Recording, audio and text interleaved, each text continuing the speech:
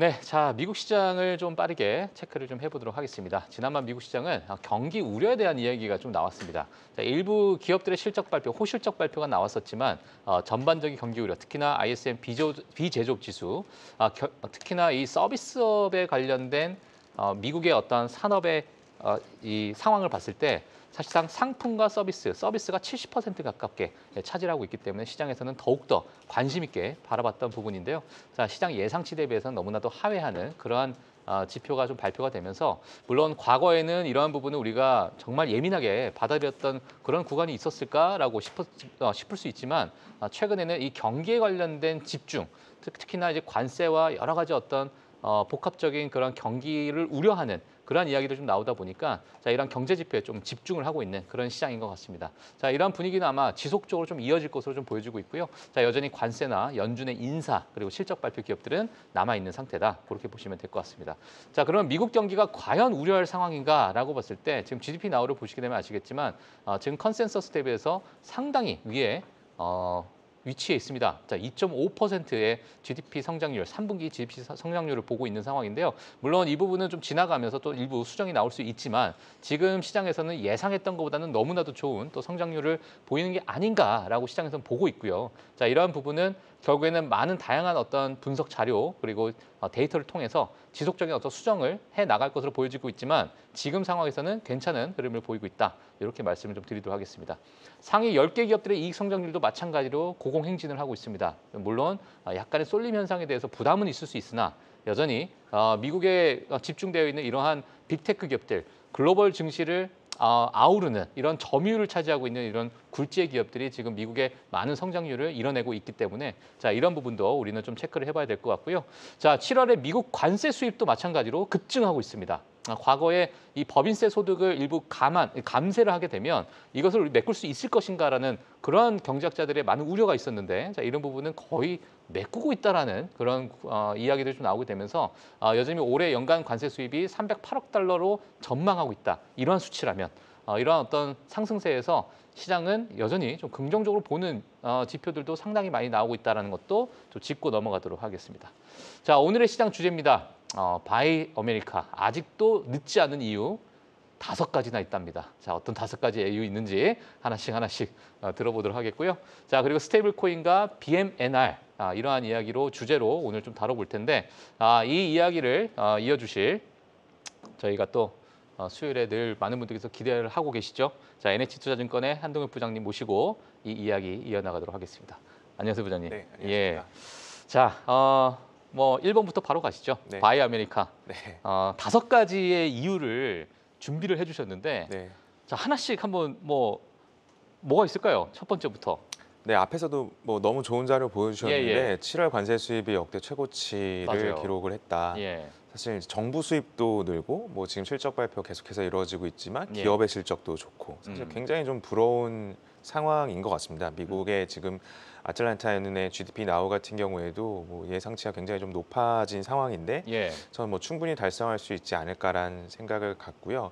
뭐 5가지 이유 기업 실적 추정치부터 하나씩 좀 기업 살펴보겠습니다. 실적 추정치. 네. 네. 그 지금의 미국 증시 고점에 대한 논의를 하기 위해서는 결국엔 펀더멘탈이 어떠한가에 대한 판단이 우선이 돼야 될 것 같아요. 네. 하지만 S&P 500의 실적 사이클은 아직도 고점이 아니다. 앞으로의 추정치들이 뭐 지금 현재 나오고 있는 실적도 굉장히 잘 나오고 뭐 있지만 향후의 추정치들도 전년 대비 계속 좋은 흐름들을 보여주고 있습니다. 그래서 사실 뭐 앞서 앵커님께서 보여주신 자료도 사실 뭐 메가캡 10개 종목들에 대해서 좀 쏠림 현상이 있을 수 있다라는 자료를 보여주셨는데 예. 저는 조금 정정을 하고 싶은 건 쏠림이라기보다는 사실 이 AI 시대에는 데이터를 기반으로 한 기업들이 결국에는 그에 대한 이제 영업이익을 창출해낼 것이기 때문에 과연 데이터를 완벽하게 갖고 계속해서 축적해 나갈 수 있는 기업이 몇이나 될까? 예. 또 그런 기업들 내에서도 굉장히 높은 ROE를 기록하면서 돈을 벌 수 있는 기업들이 얼마나 될까라고 보면은 사실 쏠림보다는 몇 안 된다.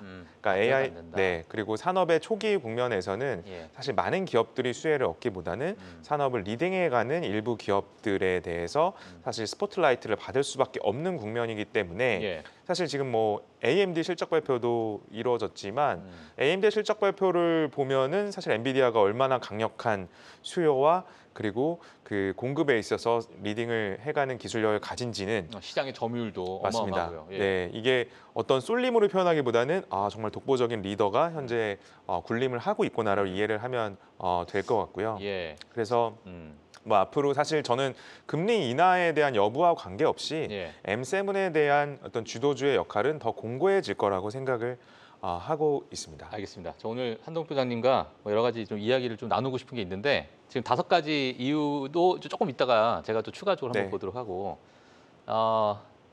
빅테크들의 여러 지금 AI 시대에서 정말 전 세계 글로벌에서 빅테크들이 가지고 있는 이 점유율과 현금 흐름과 뭐 ROE 뭐 여러 가지 그런 부분에 대해서 시장에서는 많이 관심을 가지고 있는데 지금 부장님께서도 금리 인하 시기는 올 거라고 보고 계시잖아요. 네. 그렇게 보고 계시는 네, 거죠? 맞습니다. 그럼 만약에 제가 좀 궁금한 게 뭐냐면 하반기 때 금리 인하 시점이 만약에 다가오게 된다면 우리 개인 투자자들은 빅테크에 대해서 AI 수요가 있는 것도 당연히 너무나도 잘 알고 있지만 금리 인하 시점에서 어쩌면 중소형 기업들이 이렇게 눌려 있었던 이런 주가에서 좀 아웃퍼폼할 수 있는 부분을 보이지 않을까? 네. 이렇게 좀 보고 계시는 분들도 있을 것 같거든요. 네. 부장님께서는 어떻게 지금 요 밸런스를 우리가 어떻게 맞춰야 되는지 네. 뭐 전략이 있으시면 좀 부탁드리겠습니다. 사실 금리 인하 자체가 시장에는 뭐 좋냐 안 좋냐를 굳이 고르자면은 네. 뭐 우호적인 이슈죠. 우호적인 이슈인데 그렇다면 뭐 지금 뭐 금리 인하를 안 했다고 해서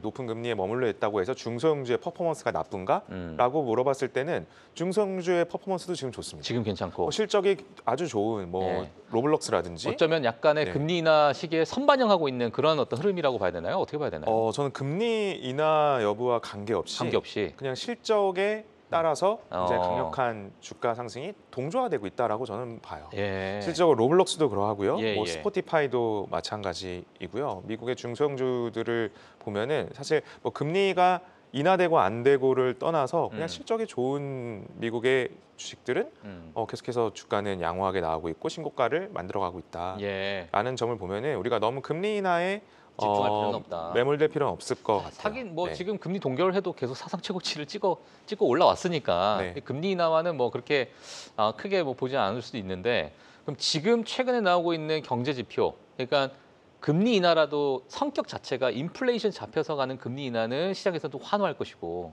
노동 지표가 깨져서 나오는 금리 인하는 시장에서 또 경색할 수가 있잖아요. 네. 그러면 지금에 나오는 경제 지표는 지금 부장님께서 보시기에는 어떻게 좀 보고 계세요? 사실 경제 지표가 뭐 지난 상반기에도 그러했었고 뭐 이게 소프트 데이터냐 하드 데이터냐에 따라서 여러 예. 갑론을박이 있었지만 결국에는 경제 지표보다 더 앞서서 리딩해가는 거는 기업들의 실적이 사실 더 뭐 팩트로서 받아들이기가 더 좋은 것 같아요. 그렇죠. 사실 뭐 심리도 아니고 이거는 정말 기업들이 이윤을 추구해서 정말 이 환경에서 이 높은 금리 환경이나 지금의 고용 환경이나 지금의 물가 환경에서 이만큼의 이윤을 만들어냈다라는 예. 결과치잖아요. 예. 그래서 사실 지금 미국 상장 기업들의 이익은 지금의 경제 환경, 매크로 환경을 다 모든 걸 통합해서라도 지금 환경에서 이윤을 충분히 낼 만하다라는 걸 증명해왔기 때문에 예. 사실 지금 뭐 단기적인 어떤 그 매크로 지표들은 뭐 고용 지표나 뭐 물가 지표나 뭔가 심각한 수준으로 지금 뭐 워닝 사인을 보내고 있는 건 아니기 때문에 사실 큰 그 뭐랄까 영향도는 주지 않을 거라고 보고 있습니다. 네. 그러면은 그 실적이 지금 2분기 실적 발표를 지금 하고 있는 거고 요거는 4월, 5월, 6월에 관련된 실적인데 만약에 이제 8월 1일부터 부과가 되는 상호 관세들 뭐 많은 국가별로 이제 지금 막 협상이 지금 나오고 있는 상황에서 이러한 것들은 혹시나 3분기에 대한 실적에 좀 악영향을 미치지 않을까? 뭐 소비자에게 전가를 하더라도 일부는 기업이 좀 품어야 되는 그런 어떤 실적의 어떤 상쇄가 되는 부분이 좀 있을 거 아니에요. 네. 예, 이런 부분은 부장님께서 좀 우려하고 계세요? 아니면은 이런 부분도 기업의 어떤 성장으로 이미 어느 정도 좀 극복을 하고 넘어갈 것으로 본다 이렇게 보고 계세요? 저는 뭐 충분히 극복할 거라고 네. 보고 있고요. 뭐 대표적으로 뭐 관세 피해를 입을 만한 그 산업의 종목들, 뭐 예. 예를 들어 소비주라든지 뭐 의복과 뭐 음식료와 관련된 기업들이라든지 컨퍼런스 콜을 들어보면은 사실 관세에 대한 그 악영향을 미치는 거에 다 경계를 하고 있습니다. 하지만 그를 극복하기 위한 방안도 같이 고민을 같이 해나가고 고민하고 있고. 있기 때문에 사실 뭐 실적만 놓고 따지면은 관세에 대한 영향 때문에 가이던스 그 시장의 눈높이가 낮아진 상태에서 오히려 그것보다 좀 양호한 것들 그리고 관세를 극복하기 위한 새로운 어떤 그 공급망에 대한 고민들 예. 이런 것들이 같이 시장에 나오다 보니까 오히려 결국에는 어떤 절대적인 실적보다는 앞으로의 희망이 훨씬 중요한 거잖아요. 그런 부분에서는 투자자들이 조금 더 긍정적인 면을 바라보고 있지 않나 싶습니다. 알겠습니다. 자, 지금 1번 했습니다. 네. 자, 이제 2번으로. 그럼 빨리 빨리 좀 진행해보죠. 넘어가도록 하겠습니다. 5가지인데, 자, 2번은 도대체 우리가 미국 시장을 사야 될 이유 두 번째입니다. 네, 사실 2번은 먼저 말씀을 해주셔서 예. 사실 제가 6월에 관세 수입이 사상 최대치였는데 7월도 그 이상을 했고 정부 측면에서도 지금 뭐랄까요? 뭐 쉽게 표현하면 장사 잘하고 있고 미국의 재정 수지도 6월달에 뭐 단기적으로 막 뭐 플러스로 돌았고요. 트럼프가 이제 그 대선 캠페인 때 주장했던 연간 3천억 달러보다 더 벌어들일 것 같거든요. 그러니까 정부의 장사도 잘하고 있고 앞서 봤던 기업의 장사도 잘하고 있다. 근데 제가 그 스포티파이로 노래 듣다가 이 추천 노래가 나오더라고요. 헤어지지 못하는 여자, 떠나가지 못하는 남자. 리쌍의 노래예요. 네. 미국이 생각났어요. 그래요? 제가 오늘 광화문 쪽에 지나가면서 여기 스튜디오에 오면서도 막 시위를 하더라고요.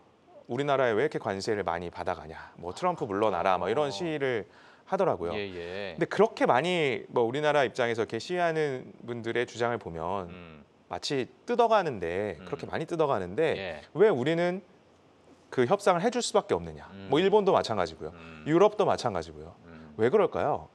이 도표를 보시면 소비 시장 규모가 미국이 압도적으로 큽니다. 그렇죠. 즉 이 말은 가장 큰 이게 우리와 같은 제조업체들이 수출을 하고 장사를 해야 되는 입장에서는 제일 큰 고객인 거예요. 제일 큰 고객이 미국인데 뭐 손님한테 돈 더 뜯어갔다고 얘기할 수 있나요? 사실 그렇지 않거든요. 그렇기 때문에 사실 미국을 대체할 수 있을 만한 소비 시장은 지금 없다. 그리고 미국의 소비 여력은 더 커지고 있고 인구는 탄탄하게 받치고 있는 상황. 그렇기 때문에 뭔가를 장사를 해야 되는 입장에서는 소비자가 결국에 왕이기 때문에 그에 맞춰서 갈 수밖에 없는 이유이고 그렇기 때문에 물가가 오르지 않는 겁니다. 기업들이 지금 중간재를 판매하는 기업들이나 그러니까 관세를 부담해야 되는 주체는 4군데 중에 하나입니다. 첫 번째 미국 소비자가 내던가 오른 가격을 내든가 아니면 미국의 유통업체가 내든가 아니면 미국의 중간재 수입업체가 미국 기업이 내든가 아니면 미국에 판매를 하는 우리나라 같은 수출 기업이 부담하든가 지금은 미국에 판매를 하는 제조업체들이 그 부담을 떠안고 있어요. 미국 중간재 수입 업체들. 네, 그러니까 가격에 많이 정가시키기보다는 내가 그거를 일부 상세하고 뭐 가격을 좀 조정을 해서라도 미국 시장을 잃기 싫은 거죠. 세계 최대의 소비 시장이자 고객이기 때문이죠. 그렇기 때문에 물가 영향이 적은 거죠. 그러하다 보니까 사실 미국의 입장에서는 기업 이익도 좋고 물가도 오르지 않고 정부 수입도 좋은 이런 상황으로 지금 흘러가고 있는 거죠. 혹시나 이런 비중을 보게 되면 미국 소비자가 이 관세를 부담하는 그 비율이 좀 많은가요? 어떻게 지금 사실 왼쪽 도표에서 보시다시피 뭐 음식료나 첨단 기술 그리고 뭐 자동차 같은 경우에는 미국 소비자가 조금 더 이제 부담한 경우가 음식료나 맞습니다. 경향성이. 하지만 내구 소비재나 뭐 중간재, 뭐 산업재 이런 경우는 이제 미국의 판매를 하는 제조업체가 이를 부담을 하기 때문에 인플레가 일부 상쇄가 되고 있는 모양새고요. 이런 기준으로 봤을 때 지금의 미국 주가 상승은 저는 계속될 수 있다고 보는 게 수면 아래에 있는 결국에 펀더멘탈이 결국 기업의 상장 기업들의 이익인데 계속해서 계단식으로 지금 올라오고 있는 것들을 볼 수 있죠.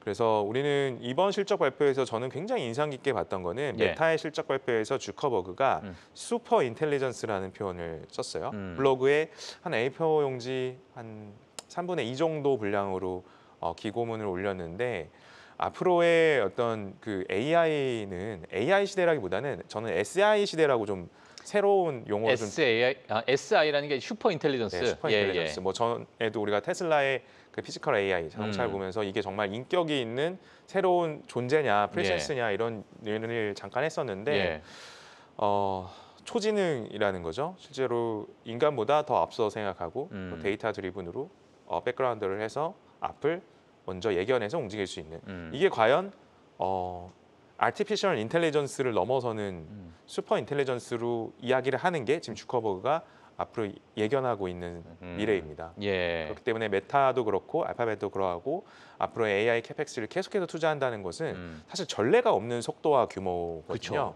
예. 그렇기 때문에 이에 대한 투자의 방향은 동조화돼야 되지 않을까라는 생각을 합니다. 네, 알겠습니다. 이렇게 5가지에 대해서 자, 우리가 왜 미국에 대해서 사야 되는지 이렇게 다 말씀을 해주셨는데 결국에는 지금 물가 잡힐 것이다. 지금 오르지 않는 이유에 대해서도 여러 가지 어떤 분담하는 그 과정 속에서 펀더멘털에 관련된 이야기를 해주셨고 결국에는 기업의 실적, EPS가 중요한데 자 지금 계단식으로 지속적인 상승을 좀 보이고 있다 보니까 뭐 사실 뭐 부장님 아시겠지만은 과거의 그 강세장의 어떤 과거 역사적인 강세장 트렌드와 지금과 비교하게 되면 아직 시작 단계잖아요. 예, 우리가 네. 주가의 흐름을 보게 되면 아직 여전히 뭐 7년 차, 10년 차의 어떤 정말 그 메가 트렌드라고 하는 그 메가 트렌드의 어떤 강세장을 보게 되면 지금 이제 뭐 3년 차 절반 이제 뭐 들어섰기 때문에 자, 앞으로 좀 더 이제 많은 어떤 그런 방향성을 보시는 분들도 많이 있는데 우려하는 부분은 사실 이 불확실성인 것 같아요. 결국에는 이 경제 지표 어떻게 봐야 되나? 그러니까 시장에서 일부 이제 고용 지표나 뭐 비제조 뭐 지수나 이러한 것들에 대해서 감시를 갖고 있는 자체가 약간은 시장이 과거 데이터에 비해서는 좀 고평가되지 않았나? 이런 부담감도 좀 있는 것 같은데 부장님께서는 전혀 뭐 지금의 뭐 밸류에이션을 봤을 때는 그렇게 고평가라고 보고 계시지 않은 거죠? 사실 이제 고평가라는 판단을 우리가 할 때 예. 정말 이 정도 평가를 줄 수 없는데 뭔가 돈의 힘으로 유동성의 힘으로 끌어올렸다든지 또는 펀더멘탈은 아직 개선되지 않았는데 예. 먼저 움직여서 주가가 반영됐다든지 이런 경우는 실질 가치 대비 높게 평가됐다라고 말할 수가 있겠죠. 움직였기 때문에. 네. 예. 하지만 지금의 기업 실적들을 세부 사항들을 뜯어보면은 사실 AI 관련 클라우드의 성장세가 작년 동기 대비 30% 이상, 40% 이상. 적어도 지금 AWS 같은 경우, 아마존 같은 경우는 17% 성장하니까 야 이거 너무 낮은 거 아니야? 뭐 이런 우려가 나올 정도로. 맞아요. 굉장히 시장은 펀더멘탈의 근간에서 움직이고 있기 때문에 예. 더 많이 성장 못했어, 덜 성장했어 이걸 갖고 논의하는 거지. 그렇죠. 펀더멘탈이 뭐 있어 없어를 갖고 논의하는 시장은 아니기 때문에 지금은 어떤 오버밸류나 버블이라고 보기에는 좀 어려운 것 같습니다. 좀 어렵다. 네. 알겠습니다. 자, 그리고 오늘 또 준비하신 내용이 있는데요. 스테이블 코인에 관련돼서 정리를 좀 해주셨는데, 자 이게 어떤 겁니까? 사실 그 뒤에 제가 네. 이렇게 약자로 뭐 표현을 좀 해주셨는데, 네. 그거에 대해서 뭐 스테이블 코인과 그 부분에 대해서 좀 설명 좀 부탁드리겠습니다. 사실 뭐 스테이블 코인에 대해서 너무나 시청자분이 잘 아실 것 같기 때문에 예. 지금 미국의 상장 기업에서 굉장히 큰 변화가 나오고 있는 기업이 비트마인 이머전 테크놀로지라고 하는 BMNR이라고 티커를 갖고 있는 기업입니다. 최근에 월가의 어떤 움직임들을 보면 펀드 스트레스의 이제 톰리 수석 전략가가 뭐 의장으로 왔고요. 그리고 그래요? 캐시 우드가 신규 매수를 해서 지분을 좀 늘렸고요. 그리고 피터 틸이 지분을 9% 넘게 투자를 했습니다. 그러니까 월가의 주요 굵직한 투자자들이 핵심 플레이어들이 네, 전부 다 핵심 플레이어들이 이 비트마인이라고 하는 기업에 투자를 하고 긍정적인 신호를 보내고 있는데 이 기업은 이더리움을 사 모으는 기업입니다. 그러니까 비트코인을 사 모으는 기업 중에 이제 상장된 곳이 대표적인 게 마이크로 스트래테지, 그러니까 MSTR이 있고요. 이더리움 쪽에서는 BMNR이라는 티커를 가진 비트마인 이머전 테크놀로지인데 이 기업 같은 경우에는 앞으로 월가에서 그리고 스테이블 코인도 결국 이제 이더리움을 기반으로 한 이 사용성을 더한 새로운 결제 수단인데 이더리움의 활용성이 더 많이 늘어날 거라고 이제 보는 시각들이 커지고 있는 것 같아요. 그래서 실질적으로 이더리움 트레저리로서 이더리움을 많이 갖고 있는 기업으로서 가장 지금 돋보이고 있는 기업이 BMNR. 그러니까 이제 과거의 마이크로 스트래티지와 같은 그런 역할을 좀 그러니까 상장 시장에서는 그렇게 이제 볼 수 있는 그런 기업이겠네요. 네, 아직은 근데 좀 고민을 좀 해야 될 부분이 실질적으로 이 BMNR 같은 경우에는 이 톰리가 이야기하는 그 주요 부분 중에서 엑손 모빌을 예로 들고 있어요. 그러니까 오일이 굉장히 주요 산업재로서 역할을 하고 그 채굴과 그리고 활용성에 대해서 굉장히 중요도가 컸을 시기에 엑슨 모빌 같이 이제 오일을 많이 채굴하고 정제해서 판매하는 이 핵심 자원을 가진 기업의 그 평가는 굉장히 대단히 좀 잘 이루어졌다라는 이야기를 하면서 앞으로 스테이블 코인과 더불어서 이더리움의 활용성이 굉장히 커질 터인데 그것을 굉장히 많이 갖고 있는 상장 기업이 대표적으로 비트마인 이머전이 될 거다. 뭐 이렇게 이머전 테크놀로지가 될 거다 이렇게 보고 있거든요. 그렇기 때문에 굉장히 좀 관심을 받고 있는데 단순히 이더리움을 많이 보유하고 있는 것을 넘어서 사실 이더리움에 대한 더 활용성에 대한 그런 뭐 서비스로서의 가치라든지 또는 제품으로서의 가치를 보여줘야 될 것 같아요. 그렇죠. 그 때문에 그런 부분 생태계를 한번 보여줘야 네. 좀 우리가 투자자들도 납득할 수가 있고 이해를 네. 할 수 있기 때문에 그래서 뭐 굉장히 좀 여러 투자의 구루들이 지금 주목하고 있는 기업이고 실질적으로 뭐 그 이사회 의장이라든지 경영에도 일부 참여를 하고 있기 때문에 좀 관심 있게 볼 만한 기업이 되지 않을까 싶습니다. 알겠습니다. 자, 이 기업이 사실 최근에 좀 상장이 된 것 같아요. 7월에 상장이 됐나요? 이 기업이 좀 네. 뭐 하여튼 그런 기업인 것 같은데 자, 일단은 지금 현재 한 33불 정도 위치하고 있는 비트마인 이머전 테크놀로지. 자, 요 기업까지 이렇게 정리를 좀 해주셨습니다. 자, 오늘 미국을 사야 되는 5가지 이유, 그리고 스테이블 코인의 어떤 확장성, 특히나 이더리움에 대해서 또 긍정적으로 보고 있는 이런 기업들이 월가의 많은 플레이어들이 또 지분을 늘려나가고 있다라는 이야기까지 이렇게 정리를 해주셨습니다. 자, 한동욱 부장님은 늘 나오시면은 정말 투자자들이 무엇을 듣고 싶어 하시는지 명확하게 꿰뚫고도 나오시는 것 같아요. 조회수 기대해 보겠습니다. 네, 감사합니다. 알겠습니다. 저희 한동 부장님은 다음 주에도 뵙도록 하겠고요. 오늘은 여기서 보내드리도록 하겠습니다. 감사합니다. 감사합니다. 예. 네, 자 오늘 8월 6일 수요일입니다. 이제 실적 발표가 뭐 어느 정도 이번 주가 좀 지나게 되면 약간의 이제 막바지에 달하는 약 한 80% 가깝게 기업들의 실적 발표가 다 나오는 그런 상황이고 다음 주부터는 약간의 어찌 보면은 우리 개인 투자분이 약간은 좀 모를 수 있는 그런 기업들의 어떤 실적 발표가 있기 때문에 그런 부분도 참고하시면 될 것 같습니다. 여전히 경제 지표에 대한 집중은 시장에서 하고 있기 때문에요. 이런 부분은 우리가 시장에서 어떤 분위기로 또는 어떤 심리 상태로 흘러나가는지 그 부분도 저희가 정리해서 전달해 드리도록 하겠습니다. 저희는 오늘 여기서 마치도록 하겠습니다. 시청해주신 여러분 감사합니다.